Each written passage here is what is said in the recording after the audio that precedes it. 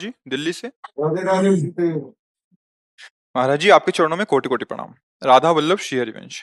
गुरुदेव, मैं पेशे से शिक्षक हूँ और कानून की शिक्षा देता हूँ। गुरुदेव, आपकी वाणी से लाखों युवा सही दिशा की ओर प्रस्थान कर रहे हैं, परंतु कई बार देखा जाता है कि युवा छात्र किसी परीक्षा में असफल होकर अपने जीवन को निरर्थक मानकर गुरुदेव कुछ ऐसा कर लेते हैं जिससे बाद में सबको, समाज को और हाँ, उसको। अज्ञान के कारण होता है। अज्ञान के कारण होता है। आप हार और जीत, उन्नति और अवनति से बहुत परे हैं। आपका जो स्वरूप है वो इस जय पराजय, उन्नति अवनति, सुख दुख से बहुत ऊपर है। आपका जो स्वरूप है, आपने अपने को देह माना और संसार का भाव सत्य माना। अब यहाँ पराजय बहुत बुरी लगती है और जय होने पर अभिमान का हर्ष जनित सुख मिलता है। अध्यात्म के द्वारा ही सुख दुख को मिटाया जा सकता है। ये सुख भी दुख में है, दुख तो दुख में है ही। बिना अध्यात्म के, अब जैसे आप माता पिता ने बहुत पैसा लगाया, आप पढ़े, फेल हो गए, तो हम दूसरे वर्ष पढ़ेंगे, हम तीसरे वर्ष पढ़ेंगे। निराश होने की जरूरत नहीं। हमसे चूक कहाँ हुई वो हमें सुधारने की जरूरत है। अब कुछ बच्चे विद्यार्थी जन है, तो घर में माता पिता ने डांट लगाई कि हमने लाखों रुपए लगाए, तू फेल हो गया। अब विद्यार्थी जो उसके साथी हैं वो पास हो गए, घर में भी अशांति, विद्यालय में भी उसको अपने मन में नीचा देखना पड़ रहा है। अब ऐसे बच्चे जिनको ज्ञान नहीं है वो आत्महत्या आदि ऐसे कृत्य कर बैठते हैं जो बहुत ही निंदनीय है, दुर्गति का कारण है। हमें इस मानव जीवन को किसी जय पराजय में नष्ट नहीं करना है।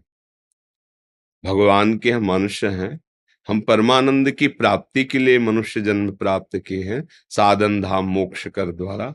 और कोई ऐसी पराजय नहीं है जो हमें पराजित कर सके। हम अविनाशी के बच्चा हैं, एक बार नहीं, दो बार नहीं, 1000 बार प्रयास करेंगे और पराजय को रौंदेंगे और जय को प्राप्त होंगे। निराश होने की तो बिल्कुल जरूरत नहीं। जो निराश हो जाते हैं, उदास हो जाते हैं, उनके जीवन में सत्संग नहीं होता, इसलिए हो जाते हैं। नहीं, आप सच्ची बात समझो। गुरुदेव, कई बार मैं देखता हूँ कि उन छात्रों की आर्थिक स्थिति ऐसी होती है कि उनके पास कोई चारा नहीं बचता है। नहीं, ऐसा नहीं, ऐसा नहीं है। चारा नहीं बचता। और ऐसे कितने विद्यार्थी हैं जो अन्य समय में अर्थ का उपार्जन करके और विद्या पढ़कर बहुत ऊंचे पदों पर बैठ गए हैं। तो हमको उनसे भी तो शिक्षा लेनी चाहिए कि वो, अगर उनको अवसर मिलता है तो दूसरे के घर में सेवा करके, उनसे सहयोग लेकर और अपनी आत्महत्या करना जरूरी है, निराश होना जरूरी है। अरे हम ऐसा प्रयास कर, देखो जो बालक हैं अभी 15 16 18, इनको माता पिता का बहुत दुलार और सही निर्देश, क्योंकि सच्चे माता पिता वही हैं जो अपने बेटे को आध्यात्मिक बल से युक्त कर सकें। अगर अध्यात्म बल युक्त नहीं किया तो फिर निराशा ही हाथ।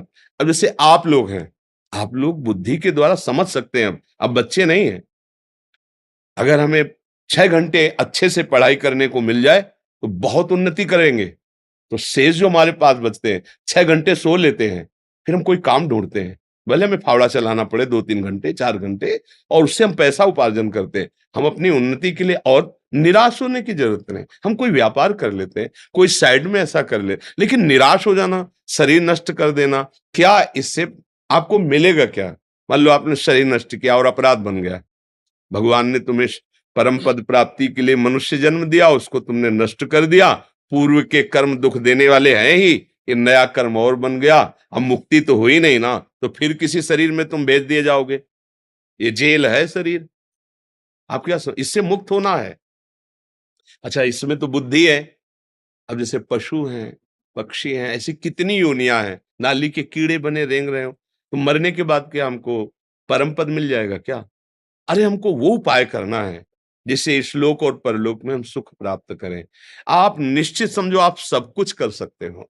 पूर्व कर्म के अनुसार मिले हुए हमारी परिस्थिति में हमको निराश नहीं होना, हताश नहीं होना, आगे बढ़ना है।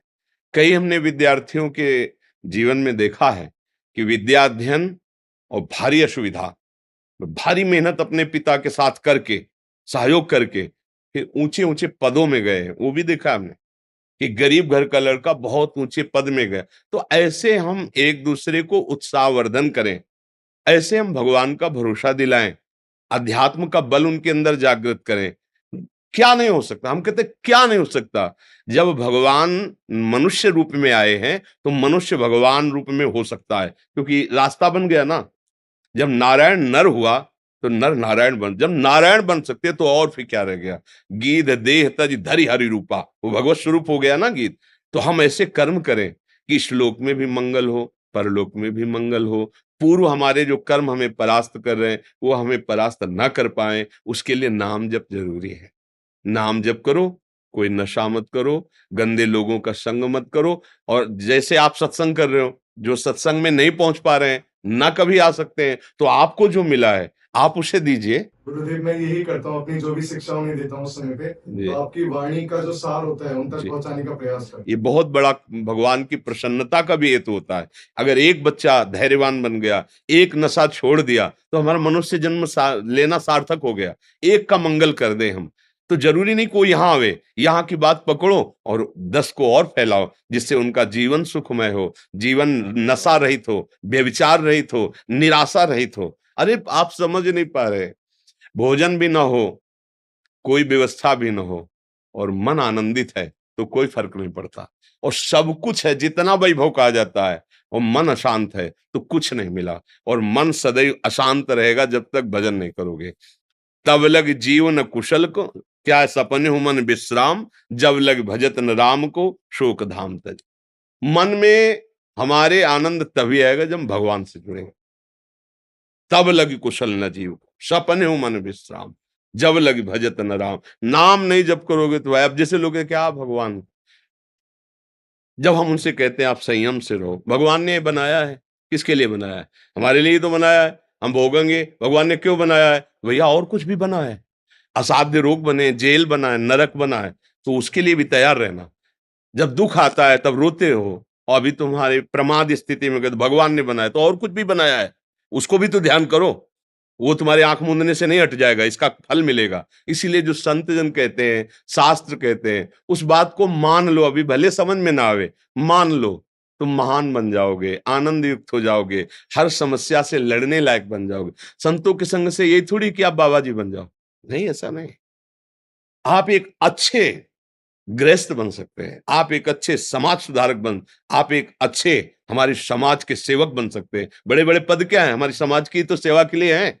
जितने भी हमारे राष्ट्र में पद हैं, वो समाज सेवा के लिए ही तो हैं। इसलिए मुझे लगता है बच्चा, कि हम अपने को सुधारें और अपने जनों को, शरीर को नष्ट कर देना या निराश हो जाना, ये हमारे मनुष्य जीवन में नहीं होना चाहिए, नहीं होना चाहिए। और ये तभी हो सकता है जब आप भगवान का आश्रय ले हो। अगर भगवान का आश्रय नहीं, तो फिर निराशा ही निराशा है। धन संपत्ति, अगर हम भगवान का आश्रय नहीं लिए, तो अभिमान बढ़ा देती है।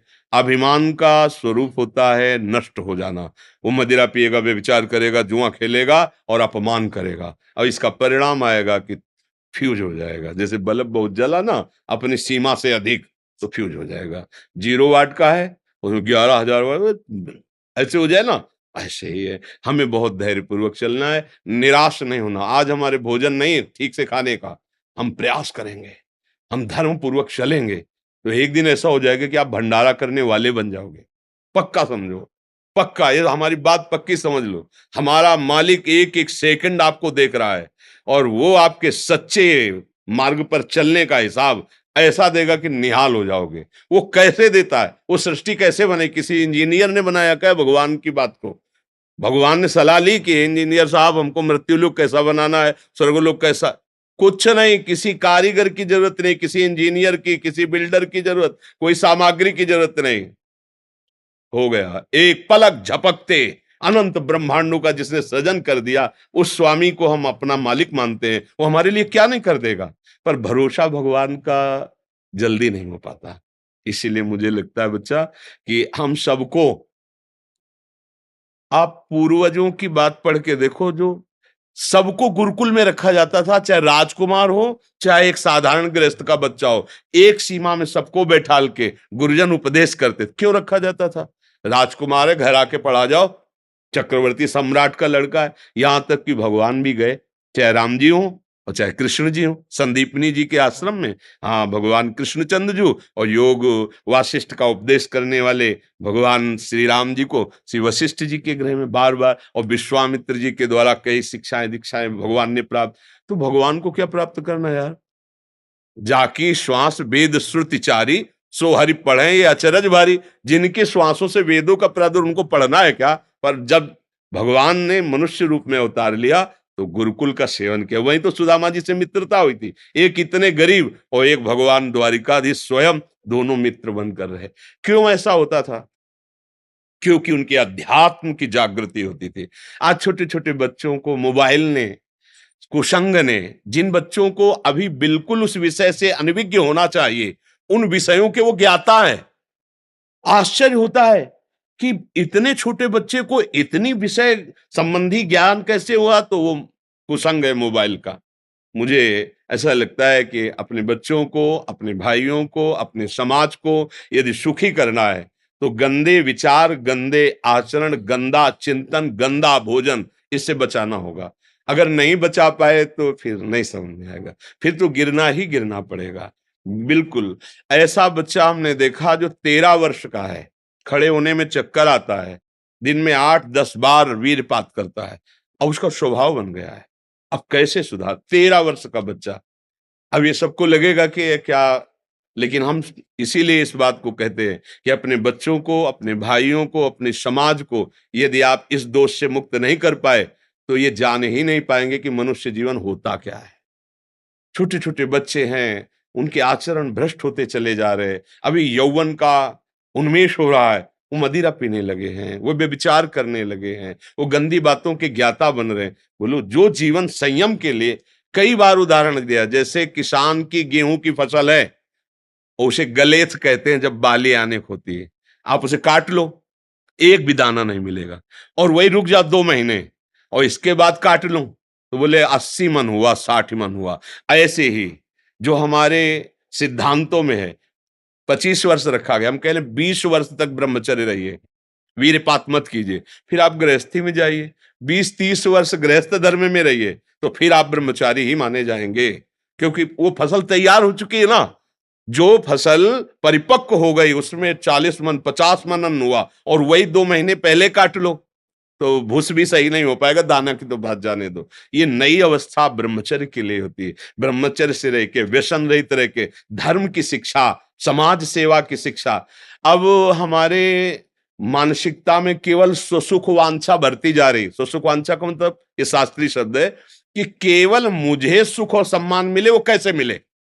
पद प्राप्ति से मिले या हिंसा करने से मिले या जैसे भी मिले, मुझे मेरी कामनाओं की पूर्ति हो और मुझे सम्मान मिले, बस। ऐसा कभी नहीं हो सकता। पूर्ण प्रताप से तुम थोड़े दिन जरूर कर सकते हो, इसके बाद पतन हो जाएगा। और अगर ये बात है कि प्रभु मुझे ऐसी बुद्धि दीजिए कि जिस पद पे मैं हूं, समाज में जहां तक कोई अधर्माचरण करने वाला है, कोई निर्बलों को सताने वाला है, प्रभु मुझे सेवा का अवसर दिया है, मैं प्राणपन से उसकी सेवा करूं, भले मुझे दुख मिले। अब वो कभी पतित नहीं होगा, वो ऊंचा उठता। पर ऐसी भावना तभी आएगी जब अध्यात्म होगा, भगवान या भक्तों का सानिध्य होगा। नहीं तो हर चाल हमारा मन अपने सुख की भावना से ही करता है। हम अगर सम्मान पत्र का भी त्याग करते तो सम्मान के लिए करते हैं। अरे यार, मतलब गजब का आदमी, सम्मान पत्र मिल रहा था, उसने त्याग किया, ये सुनना चाहते हैं। बड़ा सूक्ष्म है ये विषय।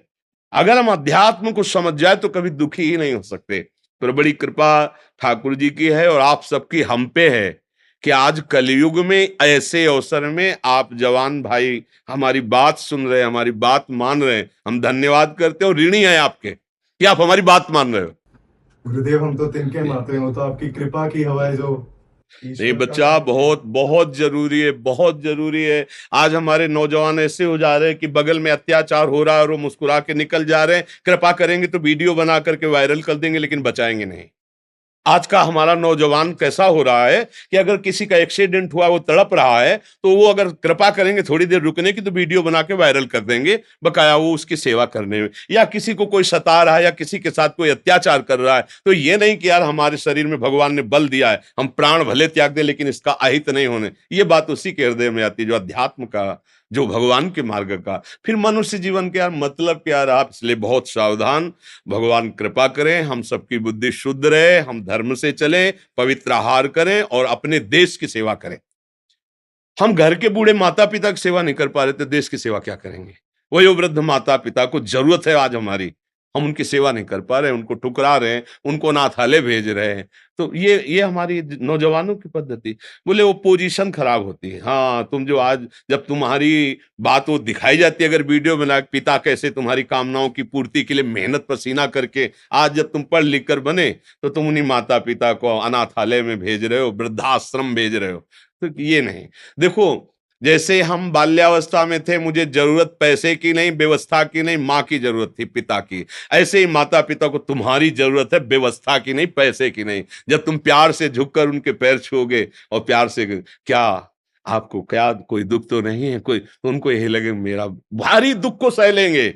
लेकिन आज हमारी समाज इस बात पर दृष्टि नहीं देती। पैसा तो दे दिया है ना, वहां हर समय सुविधा मिल रही है आपको अनाथालय में, आप क्यों लड़ रहे हैं हमसे? नहीं, उनको इसकी जरूरत नहीं, उनको प्यार की जरूरत है। और वो प्यार वही कर सकता है जो भगवान का आश्रय लिए। इसलिए बहुत कीमती मनुष्य जीवन है, व्यर्थ न जाने पावे। जी।